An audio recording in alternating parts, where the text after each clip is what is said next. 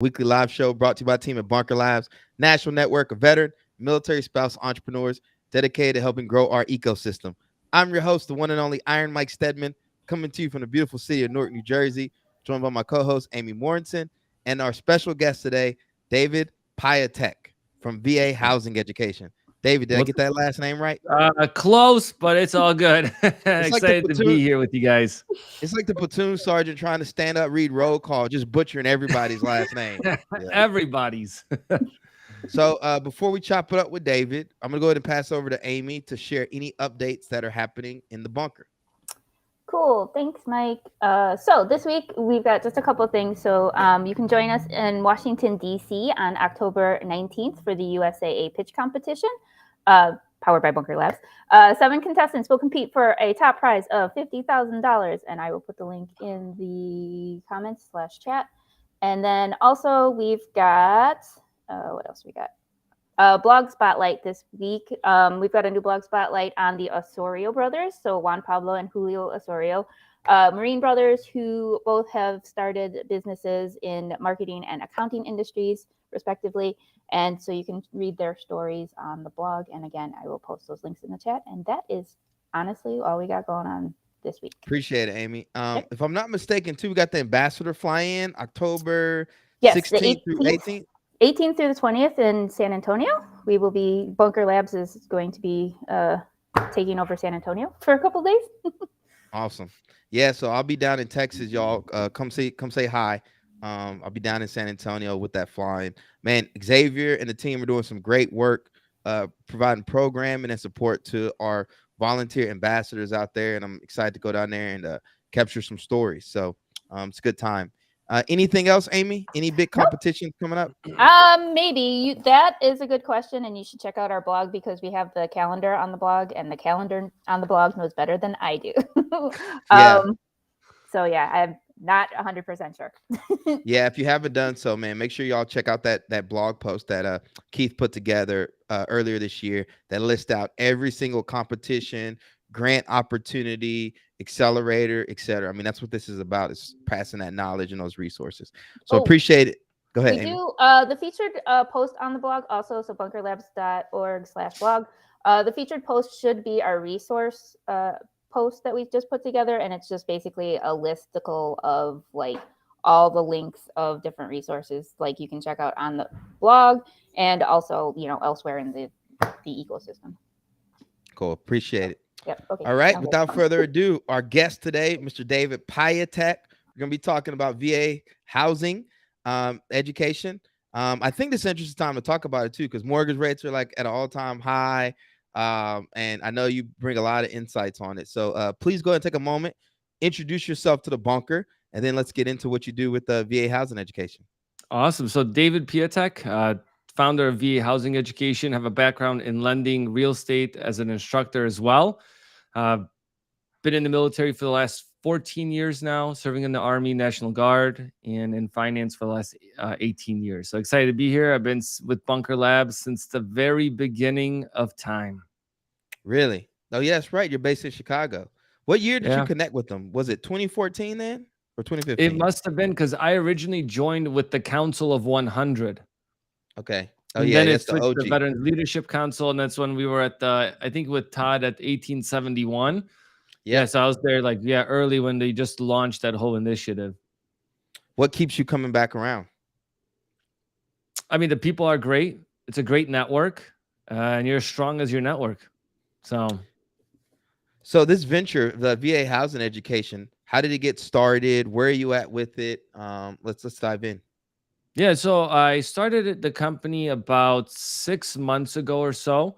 So what I had to do is I took a step back from my regular job, right, being in the lending space and then also being in the real estate space, and wanted to provide an environment for people to be able to go somewhere and kind of go around that stigma that, you know, that people in real estate and finance are a bunch of used car salesmen, right? So how do you actually like go and provide education? So that's why we started VA Housing Education, where we just give out and pump out content for military members to use and utilize their VA home loan, no matter what stage in life they are. Because like you said, too, rates are high, but does it make a difference, right? There's all these questions that people have. Some people are like, hey, I missed out on having super low interest rates. What do I do now? Right. So all these things are always coming up. And we're also covering trending topics in the VA space because things change with the VA home loan. And that's another challenge that veterans face is because the program adapts, but the information doesn't get pushed out. So a lot of times veterans get the wrong info and disqualify themselves from using the VA home loan. What's your background with housing? What made you just feel so excited to bring this focus on this particular problem versus others? Great question. So I started in the lending business right when I was 18 years old, right? And so I just did regular financing all around. I joined the military after I started my career back in 2009. And then around about, let's say 7 years ago, kind of around that time that Bunker Labs was created, I was like, you know what? I have a lot of people from my unit coming to me with questions. Other units are coming to me to do presentations. And I'm like, why am I not focusing on the brothers and sisters that are out there? I know what they go through, the challenges that they face, and I can relate to that, right? So it just was kind of a natural pairing. And then it just took some time later to actually come up with a way to deliver that information that's just kind of sorry, that's just kind of like from a third party perspective, just to educate people on what they can do. And if they want to work with us from there, more than happy to work with them. Well, it looks like we got our first question already. Tim Cooley says, I have a VA loan. I want to start looking at buying a second home. Is there a way to leverage my VA loan to do this? I have a good amount of equity into this home. So that's a great question. So when it comes, so you can have actually multiple VA home loans at the same time. In fact, there's actually no limit, but there's different sets of rules because the VA doesn't want to make it too simple. So if you don't have an outstanding VA home loan, right, at the time of closing, like you're selling your home, you've never used the VA loan, or you don't have an outstanding loan, there's no limit on what you can buy. So you want to buy a $3 million 4-unit building in Chicago, you could do so with no money down. Now, if you have a current VA home loan, and let's say you're in Chicago, then you're going to be capped at the county limit for Fannie Mae, which is $726,200. Anything over that amount requires a 25% down payment. And I know I'm getting technical because a lot of this stuff is very technical. So what you can actually do if you have a current VA home loan and you have a lot of equity in it, you can actually borrow against that property to purchase another property and use your VA home loan as long as it's a primary residence. So like sometimes if you want to buy a second home with a VA loan, that's not possible. It's designed to be a primary residence. Gotcha. But yes, you could definitely leverage your current property in multiple ways, right? You can do a home equity line of credit so you preserve your first mortgage, or you could do a fixed rate second mortgage because you know how much you're going to borrow to be able to purchase the next property. So you said, do you ever see any business owners taking advantage of the VA home loan? 100%. Yeah. And so it depends on where you live. I'm going to use Chicago as an example, but plenty of places have these. Is if you want to purchase a multi-unit and live mortgage free, then purchasing a multi-unit is the way to do it. So some people will go out, buy $1 million property. We just had that happen in January. They didn't use a VA loan. Then they 6 months later, they're like, hey, I want to move away from this area and then use my VA home loan. And they purchase another property for the same price point. Now they have $2 million in assets and they're not paying a single mortgage payment, right? So there's ways to leverage these things, but yes, the VA loan is a phenomenal loan product. But what you have to realize is that if you want to use it as an investment tool, which you can, sometimes people will say you can't use it as an investment vehicle. That's not true. That's an FHA requirement. That is not a VA requirement. It is your God-given right to use the loan as you please. But there's just obviously some restrictions to that. But yes, but you can definitely use it for that. When people hear this, oh, no money down, they essentially think it's like free money. Is pros and cons of putting money down? So it depends on your situation. If you have a service connected disability, you don't pay a VA funding fee, right? So if you're buying a place for 400,000 and your loan is 400,000, you have zero equity. So if you're thinking you're going to sell in 3 years, that's a tough sell, right? But if you're going to be there for a long haul, that's great. If you have to pay a VA funding fee and you do no money down, you're literally buying a house upside down equity, because now that funding fee gets rolled into the mortgage. So does that make sense? Right? For a lot of individuals, it does, because not a lot of people have all this money just to be able to put down. And in today's environment, it almost, you put down 5%, it barely changes your payment, maybe $150, $200, right? So you kind of have to look at that piece to that. What are some of the traps with the VA home loan? Traps as far as any landmines, mistakes people are making. I'll tell you that if we have like 4 hours, then let's go through them all. So this is kind of the thing that I'll give you some of the quickest, the best snippets, right? Make sure that you're working with a lender that knows how the program works. And I'm not talking the big banks, because they charge also the highest in fees, right? So average closing costs across the country is 3%. You work with your favorite veteran banks, it's 6%. So you pay a lot more for the same service, right? So you really have to be careful when with that. The other component is there's a lot of things that you can do with the program that you will get disqualified for, even though you can do them. And I'll give you an example. Veterans, or today's affordable housing, is really condos. But condos require a special VA approval. And veterans get denied all the time to be like, oh, no, it's too hard. The condo won't get approved, or it's already denied. You can't buy in it. But the reality is that, one, it's very easy to get a condo approved or denied. Two, you can literally buy any condo you want with the VA condo waiver, even if the building is denied. That's why a lot of veterans get steered away from those programs to use conventional or FHA loans, but they can actually refinance back into a VA loan with just something like that. Another big one, is that you can't buy properties as is, because the VA has requirements for the condition of the property. Reality is that you can do an escrow holdback and do the repairs yourself after you've purchased the property as a buyer. So that is like a common one. We're like, we can't find a property because everything has to be in perfect condition. Trust me, it doesn't. I want to go to our chat. If you guys got any question for David, feel free to go ahead and drop it in the chat. Tim Cooley asked a great question. And I know we probably have, a lot of viewers that are tuning in, and they're balancing between, hey, do I go ahead and purchase a property? Do I, take out my money and use it for my business? Because these are the real things that we have to start thinking about, particularly when people have families and they're transitioning out of the military. Yeah, no, and if I can, Mike, let me give you an example of something that really hits a home on, should you buy now or should you wait, right? Because what do people want? Why are people waiting to buy homes? Because they think, well, the rate's going to drop, so I'm going to get a lower mortgage payment, right? That's kind of like what people are thinking. But I'm going to give you this example because I just did a video on it this morning, and I compared $400,000, $500,000 price points, $600,000, $700,000, $800,000, and $900,000 price points. So let me tell you that if today's rate at 8% on a $600,000 mortgage, okay, is going to have about a $4,200 payment at 7% or 6.75. So rates drop, but remember, when rates drop, values go up. This happens every single time, and rates are cyclical.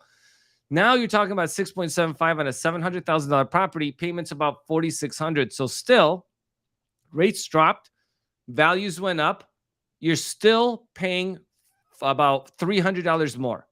If you lock in a property today at that $600,000 and rates drop to 6.75, your payment's about $3,900. So you save $680 or $648.60 on keeping a property and just refinancing when rates drop. And this is across all the price points, from $200,000 to $900,000 in increments of $100,000. Now, I read a lot online, and it says a lot of the millennials are renting and they're not purchasing property. And so the same's for our military members. What are the trends are you seeing? Are you seeing a lot more vets take advantage of the VA home loan, or? Well, the internet has definitely helped to be able to bring awareness to the community around the VA home loan. The challenge is the misconceptions. So sometimes people think like, oh, I can't purchase because of blank. And then we're like, wait a second, you can actually become a homeowner. The other piece to that too is when somebody, well, if you move around a lot, I think it's tough, right? Do you purchase a property knowing you're going to move? Well, it depends, right? If you're in a high military area, so I'm going to use like Arlington, Virginia. You're in what's down south of the Navy base, the big one. It's by Richmond, Virginia Beach, right? So if you're Yep. in those areas where they have a lot of military, and you might be looking at a multi-unit or buying a single-family home that you can easily rent out and cover the mortgage payment, that might be a way that for you could build wealth through the VA home loan, because you hold it for 6 to 10 years, then sell that property. Now you have equity and you have your VA home loan back, right? So there's a lot of nifty things that you can do with that. We got another question in the chat. Someone says, when they say you need to live in it for a year or your primary home, who actually checks that? Like, who comes by and does the check? Because I don't think they do. Okay, so that is a myth. The VA does not have a minimum time requirement for you to live in that property. When you go to closing, you sign a sorry guys. When you go to closing, you sign a what's it called? That you intend to occupy the property within a 60-day period. If you live in the property for 1 day and then you decide you don't want to live there is zero rules around that. That is a misconception. There's no time frame requirement to live in a property. In fact, some people buy a multi-unit and 4 months later decide to buy a single family home with the VA home loan, and they can do so. No time limit. Are there any trends you see in the industry moving forward? Like as you look at 2024 as a year for people to purchase? I'm going to give you a couple things. One, I think it's cyclical, right? So I think rates are going to start dropping over the next year. The challenge is there's a new lawsuit that's pending right now. It's called the Mueller versus the National Association of Realtors and the 4 biggest real estate companies that are out there. And basically they're saying that when you're a buyer and you buy a home, your agent gets paid by the seller's agent, right? So they basically came out and said like, hey, this is the antitrust, like they shouldn't be doing this because they're inflating prices. Anyways, companies are starting to settle for this. That means that buyers would have to actually pay their buyer's agent to use them to purchase a property. There's a small nuance. The VA loan doesn't allow veterans using a VA home loan to pay a realtor a fee to use their services. So, we have a couple things, right? I think rates are going to be shifting over, but then veterans are going to be facing a different challenge coming up over the next couple of months into the year if everything goes through on this lawsuit. And I don't know how that's going to be remedied, to be honest, because I called the VA and asked them, and they're like, "Oh, these things takes 6 months to a year to kind of for new legislation to pass." So we'll see. I have to say, you are extremely knowledgeable in this space. Where do you spend your time getting all this information from to turn it into content for our audience? You know what? This is the only subject that I'm a fish to water, that I could absorb it all and put it together. Everything else in life, it's shaky. But yeah, just reading the handbook and just having a passion for helping people. Love it. Well, before we transition to book Rex, again, if you have any questions for David, go ahead and drop them in the chat. We already got one. Shout out to Frank. Frank says, how can I get in touch with you? I would love to connect. I'm in talks with a private owned to possibly purchase their property. I would like to try and use my VA. Yeah. So if you guys, if you go to vahousingeducation.com, you guys can schedule a call with me there, or you can just reach out to me, David at vahousingeducation.com. Happy to set up a call and talk with you guys. So again, amazing. Yeah, vahousingeducation.com, or just send me an email, David at vahousingeducation.com. And one of the things that we do, right, is we can help you with the lending piece of the thing answer whatever questions you have. You're not going to get badgered. You're going to, and then if you want to help with the lending side, we can help you. And then if you want to get connected with a realtor, we can help you with that as well. One quick question I saw: you cannot use the VA home loan to purchase outside the United States, technically, because you can still borrow, like in Puerto Rico, like wherever our territories are. I believe you can use the VA home loan on that. I'll Amazing. just have to double check it. It's in the VA handbook. So with that said, book recs. David, what book recommendation do you have for our viewers today? I had Never Split the Difference. Tell us about that. That's the FBI interrogator, right? Yeah, and and I actually did a recent course with John Reed, like an advanced interrogations course I just did just a couple of weeks ago. So basically, the book just talks about just that, right? Never split the difference. And I'll give you a good, and also it just lets you know, like, really, when you're talking with someone, listen to them because they give you a lot of the information that you need in order to negotiate by just letting somebody talk. And I'll give you an example that he used as well is that if you're leaving the house, right, and why you never split the difference. If you're leaving the house and you want to wear blue shoes, but your wife wants you to wear white shoes, you wouldn't go out the house wearing one blue and one white shoe, right? It just wouldn't make sense. But a lot of times people think that splitting the difference is one of the easiest ways to do that, right? Especially we see that a lot in real estate. I did that on my own purchase of my place. I said this amount, they said that amount. And then, I did it with one, they came back with another. And then we just said, well, let's just split the difference. So, but this is before I read the book. But again, love it. And I highly recommend it. It's also a really easy read and it's something you listen to in the car. I do a lot of road trips. So That's a good point. I don't know if you've read it before or not. I have, and I need to revisit it because I'll tell you, a lot of my coaching clients that I work with, they're having issues with employees, right, and hiring, right, and I'm having to let them know, hey, man, this sounds like a negotiation to me. And so, especially when you have like a key employee that decides to pop smoke, because they're not happy or whatever, and they want to talk through, what it would look like for them to stay there. And I think that's a good book as a resource for that. So I need to revisit that, and I appreciate you bringing it up. My book rec for the week is Social Startup Success by Kathleen. I forgot her last name, but essentially it's about scaling up a nonprofit organization. So I've been talking about this on the transition. I've had a lot of success over the last summer with my nonprofit Ironbound Boxing. Got a grant from the Ultimate Fighting Championship. Got a grant from the Dick's Sporting Goods Foundation, and got a fellowship with the Fund for New Leadership. And so we are at that phase now where we need to start scaling up and getting a lot more efficient with our operations. And I don't know about you, David, but you can read a book, but you're not in the space to really understand, digest, and implement the material, right? So I've read Social Startup Success twice over the last 5 or 6 years or so. But I'm actually in the point now where like I can actually start, like I see a lot of the stuff that she's talking about, because sometimes you can read a book, it can be a little bit early for you, but now as we're going through a lot of these growing pains, definitely revisiting it. It's called Social Startup Success: How the Best Nonprofits Launch, Scale Up, and Make a Difference. Yeah, and that's kind of like to your point on that. It takes time, because if you don't understand the concepts or you can't even understand how to implement them, it's kind of, but you should still put that in the back of your head to be like, all right, when this comes up. But yeah, rereading the book helps significantly on that. So agreed. So before we wrap up here, David, where can people find you? How can they support what you're doing with the VA housing education? One, if you guys could like and subscribe to my YouTube channel, it's VA Housing Education. If you guys want to get a hold of me, you can just go to vahousingeducation.com and schedule a call, or you can just hit me up via email, david@vahousingeducation.com.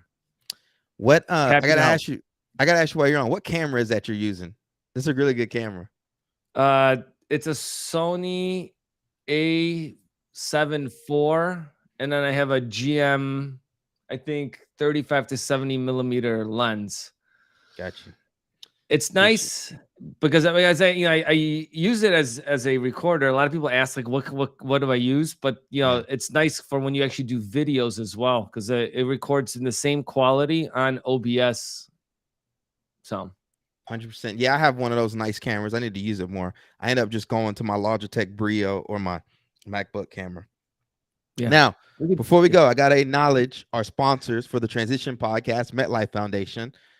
I want y'all to make sure y'all are checking out the podcast. Last week, I released an episode talking about the importance of getting back to why. When you first start your business, you get so excited, right? You're running off of just pure adrenaline. It's like the honeymoon phase of entrepreneurship, right? That first month, you got this great idea. You're telling people about it. But what happens when you get in that blocking and tackling phase? You know what I'm talking about?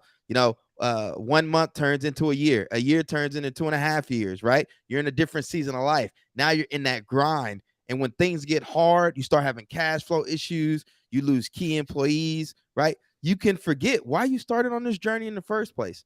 And so what I did on last week's episode was I talked about the importance of getting back to why.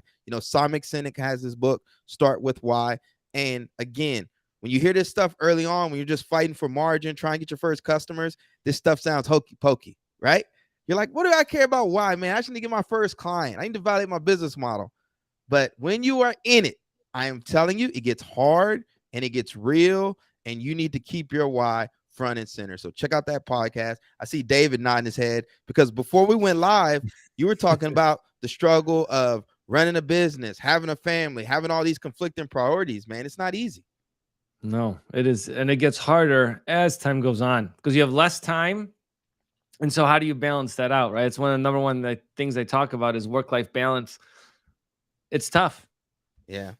And before we go, do me a favor, y'all. If there's a topic you would like me to cover on the Transition Podcast, please go ahead and drop it in the chat or message me directly on LinkedIn at Iron Mike Stedman. Until next time, everyone, peace, love. Have a great rest